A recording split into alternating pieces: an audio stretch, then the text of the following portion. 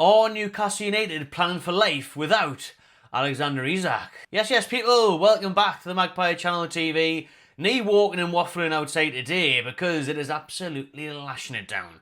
So we're in the comfort. We're on home today to talk about West Ham preview towards the end of the video, even though we did touch on that mainly in the podcast. This one is going to be about transfer news and other little bits and pieces, especially the fans not happy with the ticket price rise. Let us know your thoughts in the comments below on that one. But let's waste no time, get stuck into the transfer news, and that is, of course, linking us with replacements for Alexander Isak. Newcastle are apparently scouting a few strikers in case somebody does come in with a massive bid for our star Swedish striker. So let's see what the Mail was saying yesterday. And obviously this is the case. Listen, you've got to have a contingency plan with most things, and especially if Isak, when you've got one of the best players in the world at the club, thinking, if we don't get Champions League in particular, even if we do, there's going to be people knocking on our door this summer, testing our patience, testing our funds, and offering big funds maybe, which could result in us being forced to sell. And obviously, depends on what the player wants himself as well. But according to the Mail, we are looking at a few different options. The first one being Ipswich's 10-goal frontman, Liam Delap, who's obviously been on fine form this season, the ex-Man City striker, since moving to Ipswich, even though Ipswich have been struggling all season, fighting relegation, as you'd expect. But he's hit double figures, he's been on form, and Newcastle are monitoring his situation.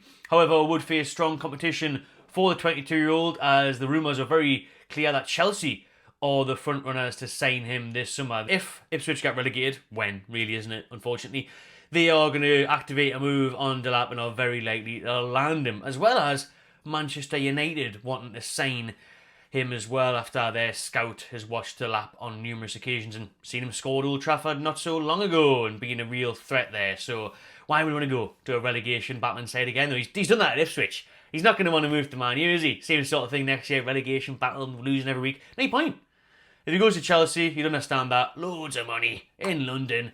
There you go. So see what we can do. See what we can do there. I really like Liam Delap. I think he's definitely one for the future in terms of England as well. Once Harry Kane goes, it is inevitable that Delap comes in and replaces him, in my opinion. He's just like for like, that sort of old school number 9 target man who is very good with his feet and scores the headers as well. So once Kane does retire from international duty, even though he's having a very good season this year in Munich, then Delap will be up there in terms of replacing Kane in England, and maybe Isak at Newcastle. Another name mentioned yet again, which we've done videos on in the past, is Jonathan David. The striker at Lille there has been scouted several times by our chief scout Steve Nixon, so we're keeping tabs on him as well, but he will have a plethora of clubs waiting to sign him in the upcoming transfer window because he's very talented, he's available on a free. Yes, you're going to have to pay big agent fees, big signing on fees, and probably big wages, but he's not going to be short of options. He's very much in demand, this striker there at Lille, and he is a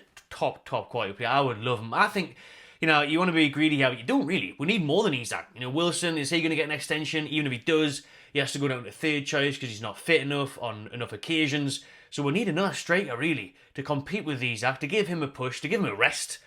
You know what I mean? So when you're in situations like this where we're panicking, thinking, is Isak going to miss the final? You think, well, Rari, we've got David to come on.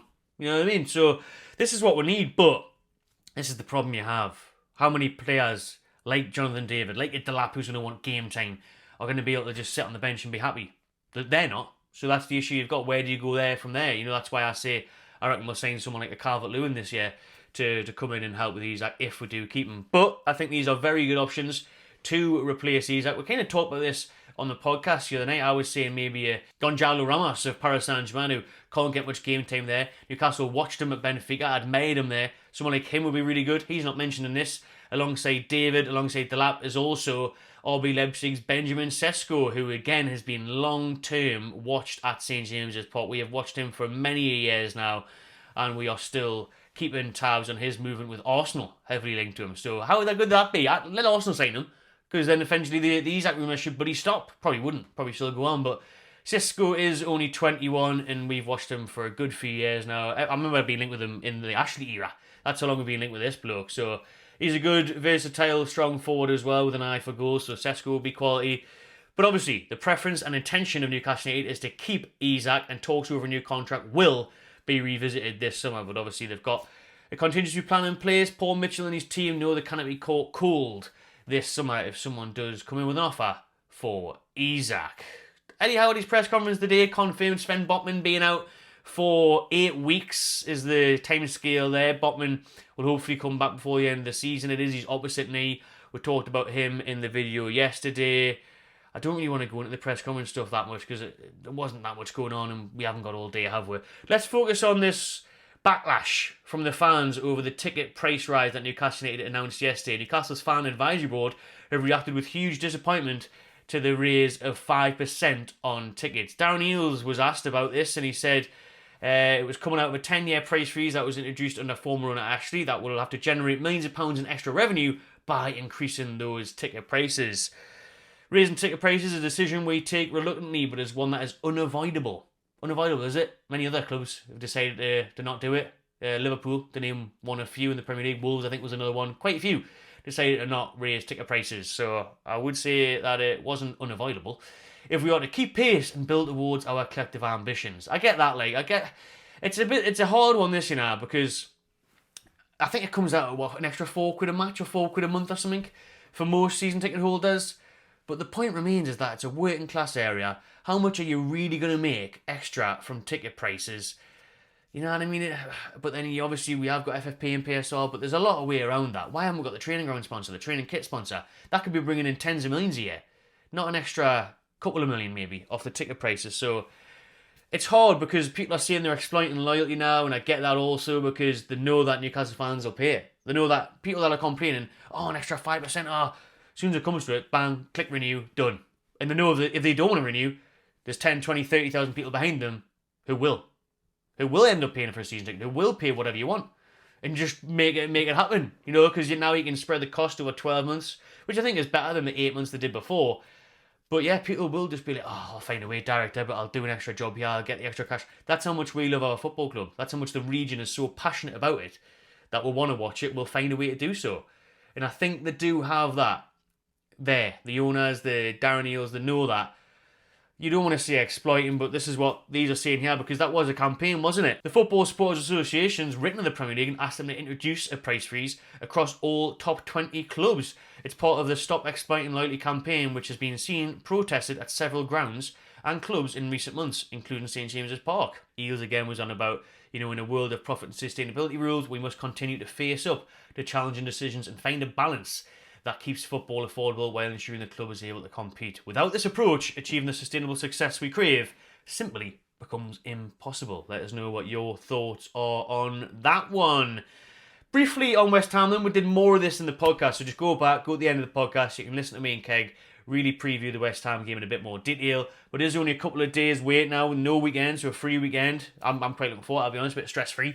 It'll be nice before next weekend's very stressful trip to Wembley for the cup final. And I think it'll be a difficult one on Monday night. West Ham on a bit of form now, a couple of wins in a row. Potter's got them playing some good football. They beat Arsenal last time out at their own place, Monday night under the lights. It's not going to be easy. Be interesting to see who plays. I think we need a big performance from the likes of Harvey Barnes and Joe Linton, who are coming back, getting the team, show what's worth, show your point, prove it. Get a goal, get a lift. We need a confidence boost heading into Wembley, man. We really, really do. So we need a win here. A couple of goals would be lovely, but a win just to give everyone a bit of momentum heading into the cup final is so important. It really is. Isak, will he be risked? Will he start? Will he come off the bench? Wait and see what's going to happen at left back. With obviously Lewis Hall being out for the season now. Will Dubravka come in again for Pope?